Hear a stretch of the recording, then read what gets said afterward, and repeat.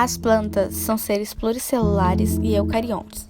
Nesses aspectos, elas são muito semelhantes aos animais e a muitos tipos de fungo.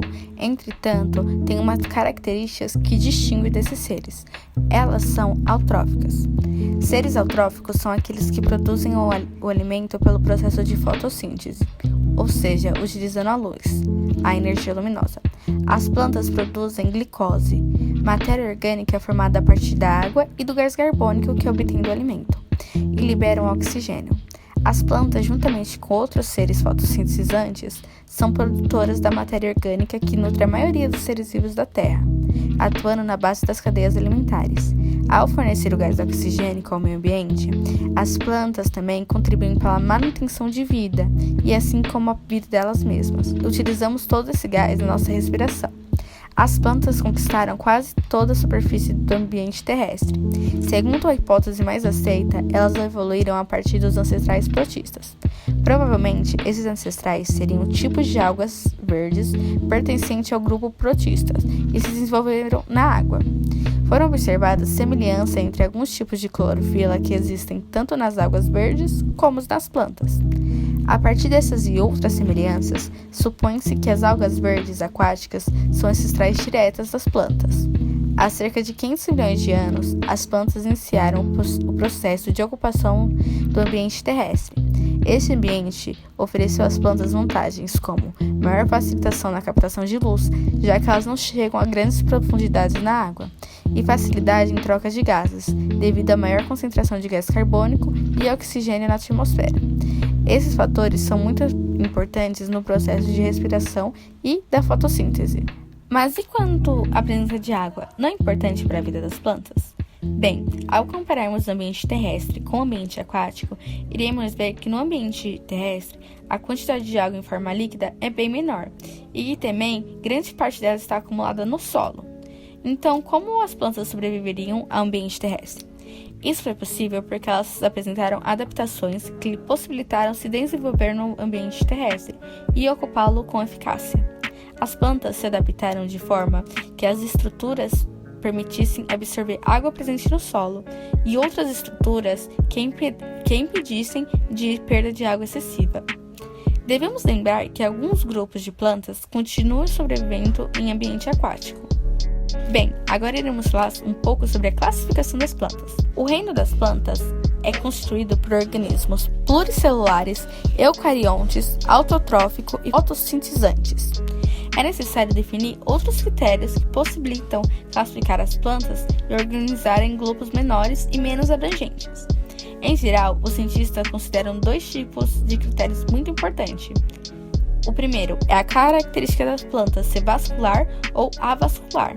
Isso é, a presença ou não de vasos condutores de água e sais minerais, seiva bruta e matéria orgânica, a seiva elaborada. O outro critério importante é ter ou não estruturas reprodutoras, semente, fruto ou flor, ou a ausência delas. Os nomes do grupo dessas plantas são Cryptogama, Pheronogama, Gimnosperma, Angiosperma.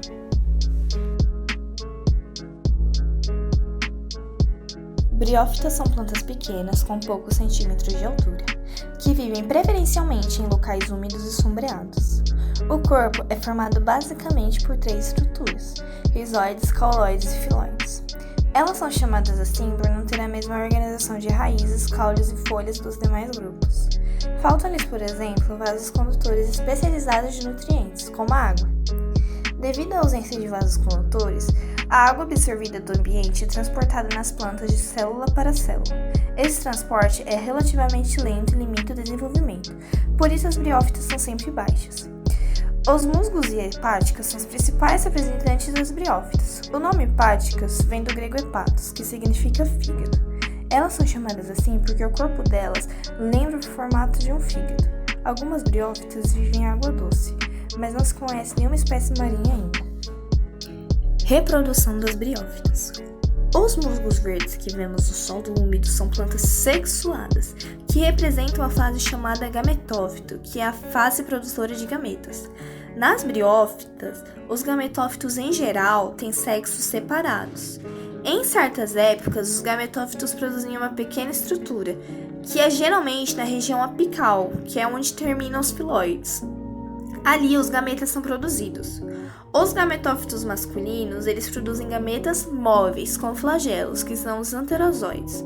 Já os gametófitos femininos produzem gametas imóveis, chamados zoosfera. Uma vez produzidos na planta masculina, os anterozoides podem ser levados até uma planta feminina com pingos de água da chuva que caem e respingam.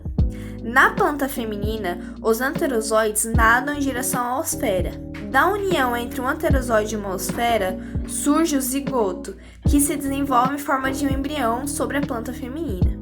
Em seguida, o embrião ele se desenvolve e origina uma fase assexuada, chamada esporófita, isto é, a fase produtora de esporos. No esporófito possui uma hastê e uma cápsula. No interior desta cápsula formam-se os esporos, que quando maduros, os esporos são liberados e podem germinar no solo úmido. Cada esporo pode se desenvolver e originar um novo musgo verde, a fase sexuada chamada gametófito. Como você pode perceber, as briófitas elas dependem muito da água para a reprodução, pois os anterozoides eles precisam dela para se deslocar e alcançar a osfera. O musgo verde clorofilado constitui, como vimos, a fase denominada gametófito, considerada duradoura porque o musgo se mantém vivo após a produção de gametas. Já a fase denominada esporófito não tem clorofila, ela é nutrida pela planta feminina, sobre a qual cresce. O esporófito é considerado uma fase passageira porque morre logo após produzir os esporos.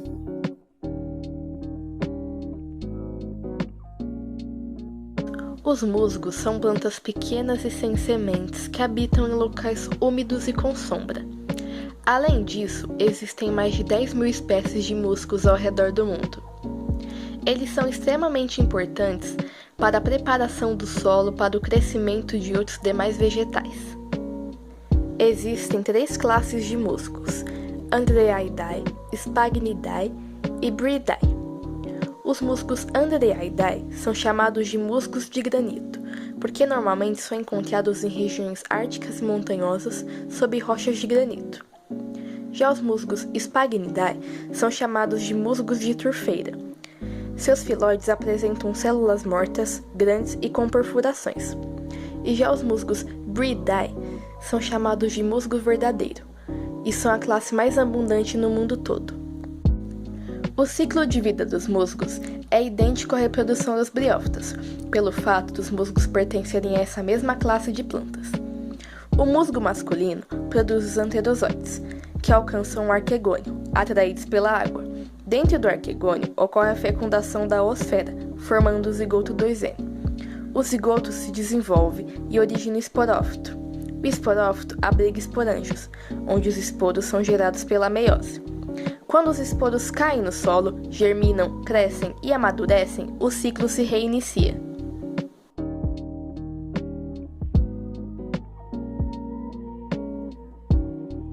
As pteridófitas são aquelas plantas que não possuem sementes. Elas também são conhecidas por serem as primeiras plantas vasculares que já existiram. Esses vasos vasculares são basicamente vasos condutores de seiva. Eles são chamados de xilema e floema. O xilema basicamente transporta o que a gente chama de seiva bruta, que é basicamente a água e os minerais, além de outras substâncias de reserva. Já o floema conduz outras substâncias orgânicas, que a gente chama de seiva elaborada. Existem muitas e muitas espécies de pteridófitas, mas as que a gente mais conhece são as samambaias, as avencas e as cavalinhas, que são plantas que geralmente são ornamentais, ou seja, a gente tem em casa. As pteridófitas preferem viver em locais úmidos com sombra, mas também tem aquelas espécies que se adaptaram a viver em ambientes mais secos, como desertos ou caatingas, por exemplo. Mas a reprodução nesses locais mais secos ocorre somente quando há um aumento na umidade ou quando há época de chuva nesses locais. Por quê?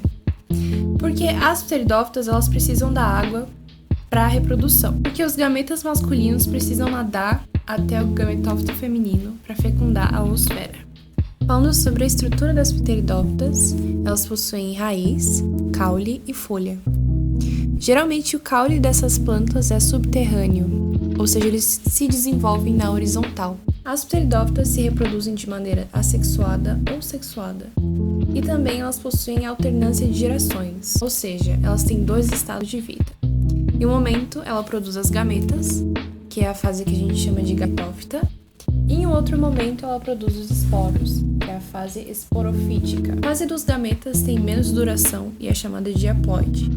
Já a fase dos esporos é mais duradoura, sendo a diploide dominante. Já que existem diversos tipos de pteridófitas, eu vou usar como exemplo a samambaia, que é a mais comum usada assim para explicar a sua reprodução. A samambaia é uma planta que produz os esporos e que são visíveis no seu período de reprodução. Assim, debaixo da folha a gente pode ver pequenos pontinhos pretos ou marrons assim, que indica que essa planta está produzindo os esporos. Quando esses esporos estão maduros, eles se abrem e caem no chão úmido, que são germinados pela meiose, formando uma plantinha chamada prótalo, que produz as gametas, representando a fase gametófita. Os prótalos formam os anterozoides e as zoosferas. Dentro desse prótalo existe água, que é utilizada pelos anterozoides que nadam até a zoosfera, fazendo a fecundação e, por fim, dando origem ao zigoto, que desenvolve formando o embrião, que cresce e se torna uma nova samambaia. E quando adulta, essa samambaia cria soros e dá origem a mais uma samambaia.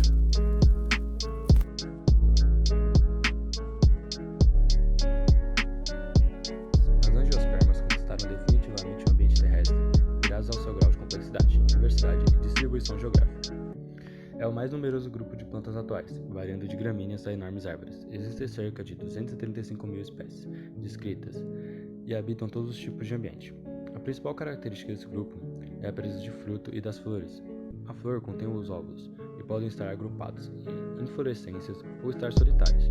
As flores possuem estruturas para atrair polinizadores como lindas pétalas. Grupos de angiospermas. Monocotiledôneos. Nesta classe são cerca de 65 mil espécies, como gramíneas, palmeiras e orquídeas. As plantas deste grupo possuem raiz fasciculada e as nervuras das folhas são paralelas. A semente possui apenas um cotiledônio, normalmente o ciclo de vida é mais curto. Dicotiledôneos. Abrigam cerca de 165 mil espécies. A semente possui 2 cotiledôneos. A raiz pode ser axial ou pivotante. A nervura das folhas é reticulada. As folhas são tetrâmeras ou pentâmeras, normalmente apresentam um ciclo de vida longo. Reprodução. As angiospermas são heterosporadas e o tamanho dos gametófitos é muito reduzido. Não há formação de anterídeos e arquegônios. O pólen é levado até o estigma da flor. Ali ele germina e produz o tubo polínico até o gametófito feminino. Os gametas masculinos são aflagelados. O óvulo fecundado vai desenvolver uma semente, envolta pelo ovário que se desenvolve em fruto.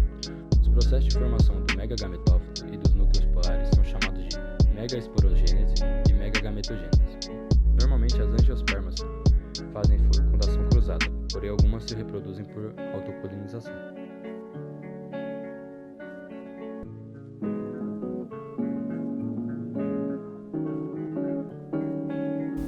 As gimnospermas são plantas vasculares com sementes. Elas costumam viver em lugares frios ou temperados. Elas se diferenciam das angiospermas por não possuírem frutos. A sua estrutura é constituída pela raiz, o caule e flor. E, além disso, suas sementes ficam à mostra sem a proteção do fruto, como geralmente acontece com as angiospermas. Os pinheiros, as sequoias e os cipestres são exemplos conhecidos de gimnosperma. Na reprodução das gimnospermas, o estróbilo masculino produz pequenos esporos que a gente chama de grãos de pólen.